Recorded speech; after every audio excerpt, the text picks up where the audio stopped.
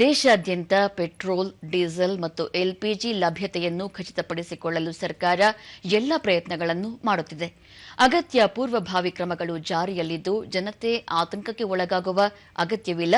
LPG booking ಮತ್ತು petrol, diesel ಖರೀದಿಗೆ ಮುಗಿಬೀಳುವ ಅವಶ್ಯಕತೆಯಿಲ್ಲ ಎಂದು ಪೆಟ್ರೋಲಿಯಂ ಮತ್ತು ನೈಸರ್ಗಿಕ ಅನಿಲ ಸಚಿವಾಲಯ ತಿಳಿಸಿದೆ. ಸಾರ್ವಜನಿಕರು ಯಾವುದೇ ಮಾನ್ಯವಾದ ಗುರುತಿನ ಚೀಟಿ ತೋರಿಸಿ ತಮ್ಮ ಹತ್ತಿರದ ಎಲ್ಪಿಜಿ ವಿತರಕರಲ್ಲಿ 5 ಕೆಜಿ ತೂಕದ ಸಿಲಿಂಡರ್ಗಳನ್ನು ಪಡೆಯಬಹುದಾಗಿದೆ. ಈ ಸಿಲಿಂಡರ್ಗಳನ್ನು ಖರೀದಿಸಲು ಯಾವುದೇ ವಿಳಾಸದ ಪುರಾವೆ ಅಗತ್ಯವಿಲ್ಲ. ಕಳೆದ ತಿಂಗಳು 23ರಿಂದ 5 ಕೆಜಿ ತೂಕದ ಸುಮಾರು 5,70,000 ಸಿಲಿಂಡರ್ಗಳನ್ನು ಮಾರಾಟ ಮಾಡಲಾಗಿದೆ. ಎಲ್ಪಿಜಿ ಸಿಲಿಂಡರ್ಗಳ ಆನ್ಲೈನ್ ಬುಕಿಂಗ್ಗಳ ಪ್ರಮಾಣ 95% ಏರಿದೆ.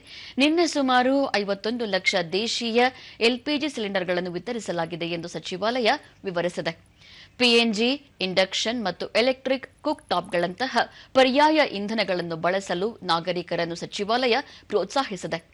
ಕಳೆದ ತಿಂಗಳಿಂದ 3,50,000ಕ್ಕೂ ಹೆಚ್ಚು 3,80,000ಕ್ಕೂ ಹೆಚ್ಚು ಗ್ರಾಹಕರು ಹೊಸ ಸಂಪರ್ಕಗಳಿಗಾಗಿ ನೋಂದಾಯಿಸಿಕೊಂಡಿದ್ದಾರೆ. ಎಲ್ಲ ಸಂಸ್ಕರಣಾಗಾರಗಳು ಹೆಚ್ಚಿನ ಸಾಮರ್ಥ್ಯದಲ್ಲಿ ಕಾರ್ಯನಿರ್ವಹಿಸುತ್ತಿವೆ. ಸಾಕಷ್ಟು ಕಚ್ಚಾ ದಾಸ್ತಾನುಗಳು ಲಭ್ಯವಿದೆ ಎಂದು ಸ್ಪಷ್ಟಪಡಿಸಿದೆ.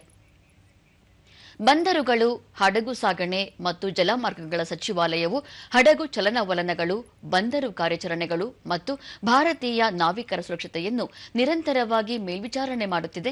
ಇದೇ ವೇಳೆ ಕಡಲ ವ್ಯಾಪಾರದ ನಿರಂತರತೆಯನ್ನು ಖಚಿತಪಡಿಸಿದ್ದು, ಎಲ್ಪಿಜಿ ಹೊತ್ತ ಹಡಗು ಗ್ರೀನ್ ಸಾನ್ವಿ ನಿನ್ನೆ ಹಾರ್ಮುಜ್ ಜಲಸಂಧಿಯನ್ನು ಸುರಕ್ಷಿತವಾಗಿ ದಾಟಿದೆ.